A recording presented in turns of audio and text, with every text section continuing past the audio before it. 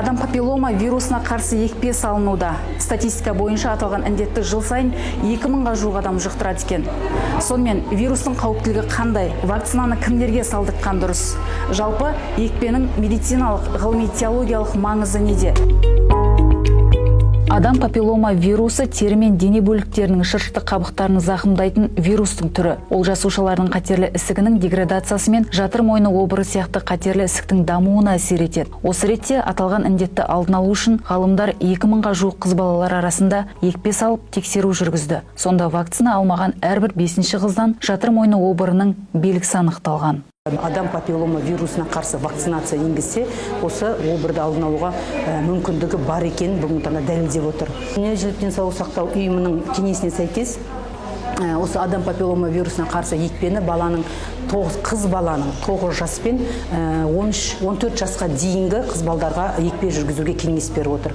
Біздің Қазақстан Республикасында осы 2024 жылдың 162-ші қаулыға сәйкес ұлттық алдын ала егу кестесіне өзгерістер енгізілді. Яғни осы адам папиллома вирусына қарсы екпені жоспарлы түрде 11 жастағы қыз балдарымызға екпе жүргізуге биыл енгізіліп отыр.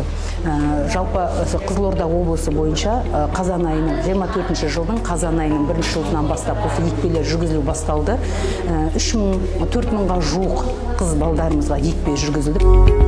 Бұл екпені алуға ата-аналардың бір шамасы қарсы. Көбіне олар діни наным сеніміне сүйене отырып, вакцинациялауды қолдамайтын көрінеді. Ал шын мәнінде ешқандай дәстүрлі дін екпеге тыйым салған емес. Керісінше денсаулықты сақтауға деген ұмтылысты қолдайды.